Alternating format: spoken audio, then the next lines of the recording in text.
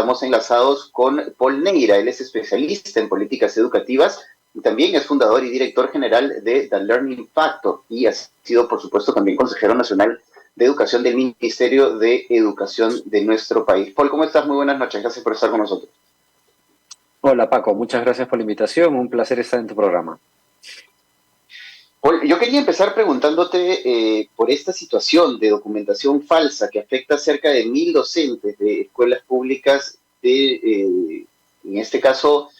tengo entendido que sería Lima Ventanilla. Metropolitana, pero que sin embargo es una situación preocupante porque afecta a la ya bastante golpeada educación de nuestro país, ¿no? Sí, a ver,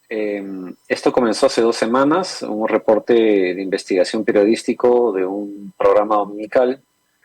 y que encontró primero 7 de estos docentes que habían fraguado sus documentos para poder participar de un mecanismo que está dentro de la norma que implica el proceso de contratación por expediente, ¿no? Y hay que mencionar también, y creo que lo precisó el día de hoy en la mañana la ministra Magdalena Márquez, del Ministerio de Educación, que esta modificación de esta presentación por expediente es una modificatoria que fue dada durante la gestión de los ministros del expresidente Castillo. Y claramente, digamos, ha habido ahí una lesión, digamos, al proceso y al procedimiento que claramente no solo pasaron de 7, después hablaron de 50 y el último domingo han mencionado que solo en Lugel Ventanilla se trataría de más de cerca de 1.000 casos porque ya están en proceso de investigación según la Contraloría General de la República. Y a eso le sumamos el día de hoy las declaraciones de la ministra de que en Lima Metropolitana, que es una UGEL distinta, o sea, es una jurisdicción distinta de la del Callao, estarían hablando de que podrían haber también algo más de 1.000 casos. Y claramente ahí hay un problema serio, primero porque hay un delito de por medio, digamos, hay un delito de la fe pública, porque hay una declaración jurada donde tú declaras fehacientemente que los documentos que estás presentando son verdaderos y toda la información que tenemos a nuestra disposición indica que eso no es así. Pero hay un segundo proceso que es el que me parece más problemático y más ácido, Paco, es el hecho de que una vez más se golpean los procesos y procedimientos de contratación y nombramiento de docentes dentro del marco de la carrera pública. Y eso claramente me parece que es un problema serio que tenemos que atender. ¿Por qué? Porque esa intencionalidad de traerse abajo el proceso de contratación es una agenda que tiene ya tiempo, digamos, en un sector muy pequeño del magisterio, y que estuvo a cargo del poder en el sector de educación durante 18, 19 meses y aquí vemos las consecuencias del mismo, ¿no? Claro, tú lo has mencionado, esto claramente ha tenido un direccionamiento político como lo han tenido muchísimas otras acciones que se tomaron durante el gobierno del expresidente Pedro Castillo y que lo que buscaba era básicamente, y hay que decirlo así, favorecer al gremio de maestros que él pertenece. Él desde el 2017 claramente ha tenido una posición en contra de la evaluación de docentes, del nombramiento a través de la meritocracia, y estas son las consecuencias del mal nombramiento precisamente de funcionarios, o mejor dicho, del nombramiento de funcionarios que han estado al servicio no de la educación de los niños y jóvenes peruanos, sino de los intereses políticos, gremiales de algunos. Sí, a ver, y ese es lo más problemático, Paco, porque si nosotros nos fijamos en lo que dice la Constitución, lo que dice la Ley General de Educación, educación es un servicio público y, y debe atender, digamos, a los fines públicos, a aquello que es lo que nos hace ser mejores personas, a lo que empuja el bien común, a aquellos valores fundamentales que permiten que una nación sobreviva en el tiempo. En este caso claramente vemos, digamos, de que hay un direccionamiento, hay un mal uso de ciertos mecanismos del Estado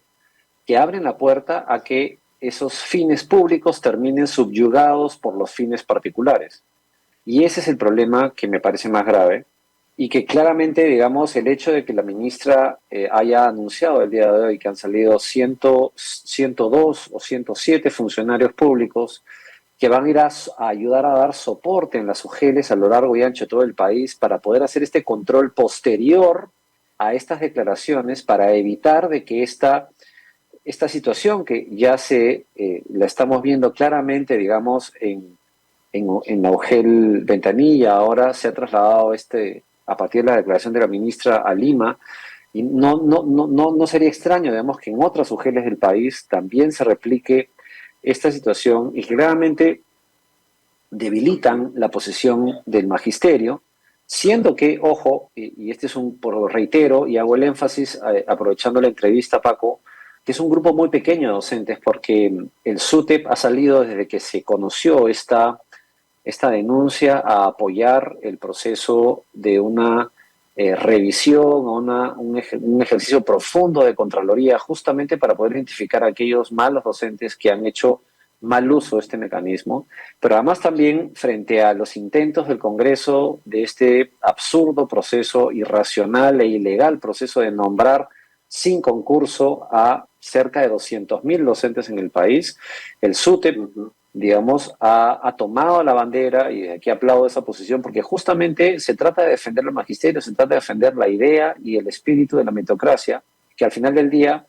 deberíamos construir y fortalecer en el marco de asegurar de que en el salón de clases estén los mejores docentes para los mejores estudiantes que tenemos en el país, digamos, ¿no? Así es, y lo preocupante de esto, yendo un poco más hacia el tema de fondo, Paul, hay un déficit importante de profesores titulados en nuestro país que alcanza o supera, mejor dicho, los 150.000 docentes. Es decir, se necesitarían 150.000 profesores titulados más y encima con esta situación, pues la brecha se amplía y evidentemente esto impacta en la formación y en la calidad educativa del país. Sí, lo que pasa es que yo le agregaría lo que tú dices, Paco, es que necesitamos docentes que cumplan con los requisitos fundamentales de un proceso adecuado de certificación y de sustentamiento de sus documentos, pero también necesitamos un conjunto de docentes que den la talla de la calidad. O sea, no solo basta el cumplimiento formal de un conjunto de elementos que ahora se ha visto lesionado por este proceso del nombramiento o de contratación, no nombramiento, contratación por expediente, sino que también tienen que responder a un conjunto mínimo, básico, fundamental, exigible de estándar. Y ojo, lo hemos estado cumpliendo. Nadie iba a creer, digamos, o nadie en su sano juicio iba a pensar de que después de que se dio la ley en el año 2013 y se comenzó a implementar los procesos de evaluación a partir del año 2016, 2017, mira qué casualidad, en el 2017 vino la huelga que encumbró a Pedro Castillo como una figura pública de mala recordación ahora, el proceso iba a suceder automáticamente, que los estándares, los procesos de evaluación iban a convertir automáticamente al 100% de docentes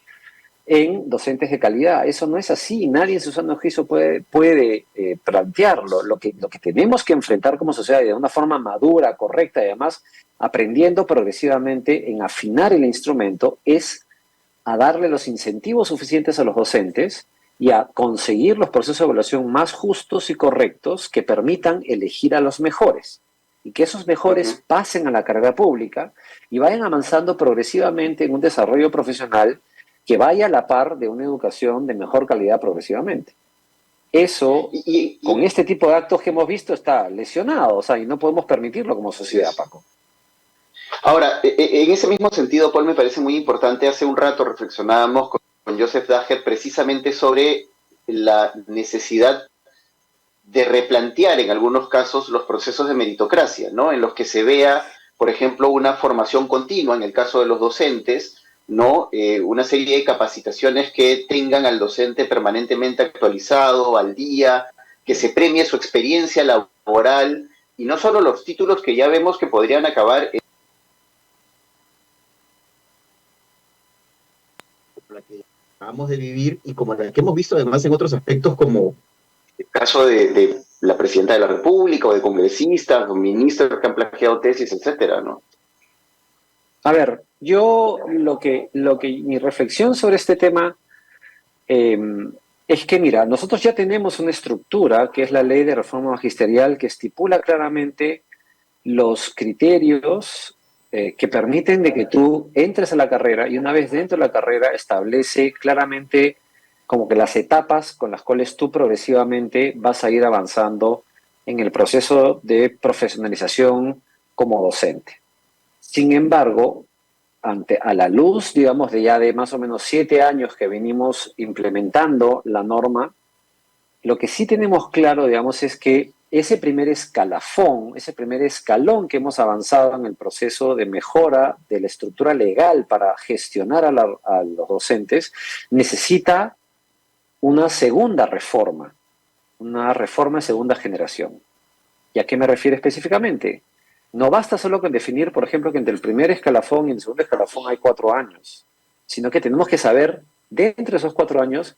qué le vamos a exigir al docente, qué experiencias tiene que llevar adelante, qué experiencias tiene que ser capaz de sustentar al final de esos 4 años para que él justifique la experiencia que él ha ganado en estos 4 años, no simplemente pasar los calendarios, digamos, y acumularlos en el tiempo. Ese proceso que implica una reforma interna es, creo, la oportunidad, a partir de esta investigación que se ha dado y la discusión pública que está generando, que llegue el momento en el cual de discutir este tema. Por ejemplo, ¿por qué no? Y aquí tú ves claramente el problema. Por ejemplo, entre el primer y segundo nivel magisterial tenemos a cerca de 140.000 profesores en el país. No podemos tener tan eh, acantonados a tantos docentes cuando deberíamos buscar la distribución más heterogénea entre los distintos niveles. ¿Por qué? Porque de esa forma estamos asegurando las condiciones de calidad, porque yo aseguro que un docente de segundo nivel es mejor que uno de primero. Hoy en día, la única diferencia entre uno de primer y segundo nivel,